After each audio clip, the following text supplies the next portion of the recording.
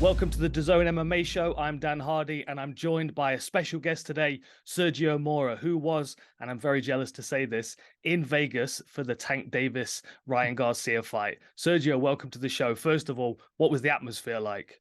Atmosphere was crazy, Dan. I mean, it was something. It was similar to Oscar de la Hoya when he fought Floyd Mayweather. It was just, from the bottom to the top, jam packed, different variety of people. It was exciting, electric. So what were your thoughts going into the fight? What did you expect from the build-up and, what you know of both fighters going in? I expected a short night. I mean, we got somewhat of a short night. I expected both fighters to get hurt, but only one fighter got hurt. I expected both to go down, but only Ryan Garcia went down twice. So it was just it was the Tank show. There was something in the air that night. Even his entrance, it was magical. It was Mike Tyson-like, but then when he got in the ring, he had a little smile on his face. He had power, he had charisma, and he had the fans. I mean, it was exciting. A star. I mean, he is a star, but a star was born. A pay-per-view star was born. I always enjoy that first round when they get that first look at one another. They were kind of tentative. You could see Ryan Garcia testing his range a little bit, but Tank was hanging back. He was waiting a little bit. And I know that you've been talking about patience. Why do you think Tank was patient, and why do you think that made the difference in the fight? Well, it's another fighter that's bringing it to light. I mean, everyone looks over patience because you have so much power, you have so much speed and advantages and youth and momentum, but they forget that the youth are usually impatient. It was the fact that he was holding back the power. He was letting Garcia, get overconfident, and that's overconfidence that cost him in that second round when Garcia got dropped. So patience is actually above power, and then technique. And that's where Garcia has always gone wrong. He doesn't have the technique. He needs to work on that. Yeah, so what was the deal with that second round? Because, the first round went exactly as they expected. They were both kind of, feeling one another out. But then Ryan Garcia was almost reckless in the second round, the way he was pushing forward. It was like he wasn't respecting the power that was coming back in his direction. Yeah, I want to say either impatience or immaturity. Either way, it cost them, because you can't come out that aggressive with a power puncher and a gunslinger like Tank, especially a shorter fighter. When you're a taller, lankier fighter, and this, Dan, you can't, that fights, upright and his chin up in the air, that lacks technique. You can't get that aggressive. You're bound to get clipped. And that's exactly what happened from the shorter, more explosive fighter in Tank. So what do you think Ryan Garcia's game plan was going in there? Obviously he knew what to expect with Tank. Everyone watches the footage.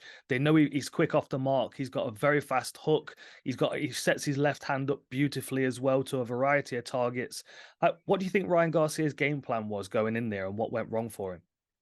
You just said it right there. His game plan, he only has a plan A, and we clearly saw that he had no plan B. Plan A was what worked all his entire career, that left hand. Fast jab, twitchy left hook. That twitchy left hook wasn't going to work when you're 5'11" fighting a 5'5" fighter. It was going over the head of Tank. It was ricocheting off the shoulders. He needed more than that. He needed a straight right. He needed a different variety of jabs. And that's where his lack of overconfidence, immaturity, and not having a plan B, bit him in the butt, because that left hand wasn't enough against Tank. So what was the point when you realized that Tank was gonna catch him with a clean shot and put him away? I mean, was it sixth round, the liver shot caught him clean, and just a delayed reaction before he went down on a knee? What was the point when you realized that Tank had his number? Before the fight started, Dan, I picked Tank to win this fight, an explosive fight. I thought both fighters were going to get hurt, but I thought Tank was going to finish him in under 5. It ended up going 2 rounds over what I thought. But no, Tank was just too explosive, better technique, knows how to fight small, and he's accustomed to fighting taller fighters. And I just think that everything was on his side.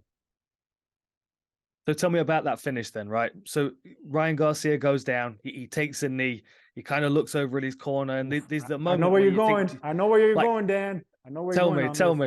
Tell me what happened. Oh, finish the question. Finish the question. Did he quit? Could he have gotten up, right? I've taken some body shots in the past, some liver shots, and I know how difficult it is to get up. But I've also seen people pick themselves up off the canvas for less. So my question to you is: could he have gotten back up? And did he stay down so as not to get knocked out in a bad way, in a highlight reel kind of way? Let me put it this way: between fighter and fighter, I've been hit to the liver too. Did you get up when you got hit to the liver? Yeah, I did, but I went down again a couple of punches later. I did the same, and I got up. I think if you have enough strength to get up, you get up. That's what makes us fighters. And Ryan Garcia, he got up at the count of 10 and he bounced back up. I think he could have done it at the count of 7 or 8, but the fight was taken out of him, and pain is pain, and whenever you're used to inflicting that pain, that's what happens when you're a power puncher. You're not accustomed to getting it back. So when it finally happens, you don't know how to react. So I wouldn't go as far as say that Ryan Garcia quit. I just think the fight got beaten out of him and he didn't know how to face adversity once he was the one at the opposite end of the punch. So where do they go from here? I mean, we heard Conor McGregor talking to Ryan Garcia about a rematch with, no rehydration clause in it. Does that make a difference? Do you see the fight looking any different a second time around? Another great question, and I would say, yeah, it would make a slight difference, because when you're a tall fighter, you can distribute that weight, so he's going to come in heavier. You don't have to have the rehydration clause in your head, so you can rehydrate as much as you want, not worry about it when it comes to fight night. And when you're the taller, bigger fighter, you're going to be the heavier fighter. So it will make a difference in his confidence, but ultimately, I still think Garcia gets stopped, because it's not the weight or the confidence that's going to be the problem. It's the technique and the fact that Garcia doesn't know how to fight a smaller, explosive fighter yet. So if Ryan Garcia brought you into his training camp for the rematch against Gervonta Davis, what would you have him change? That's 3 for 3. Another great question. You're the man, Dan. I would have Ryan Garcia go from fighting like this to fighting like this, and then fighting like this, and then twitching the jab, long jab, short jab, lead right, but more twitchy, more elusive, instead of just. And Conor McGregor did call him the future of boxing. What's your response to that? When you have 10 million followers on any social platform, yeah, you're going to be a star and you can bounce back, especially when you're as handsome as Ryan Garcia. He has the hooks and the looks, like I like to say, but the real star in boxing is a man who just knocked him out, and that's Tank Davis. So when next for Tank Davis? Because I'm excited to see him fight again. He seems keen to stay active as well. Like, is it worth him fighting Ryan Garcia again? Is there somebody else that can bring that kind of attention to a pay-per-view?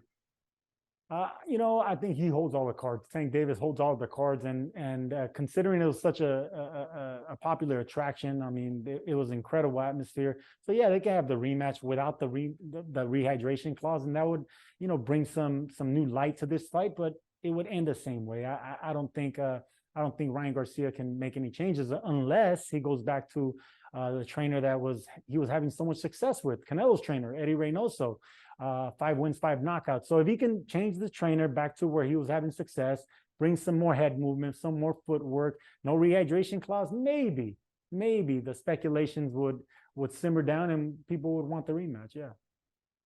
All right, Sergio. Well, if they do get the rematch on, I'm coming out to Vegas to hang out with you for the next time around. Thanks so much for joining me on the show today. DAZN MMA show. Thank you, everybody, for listening. I'll see you again soon. You're the man, Dan.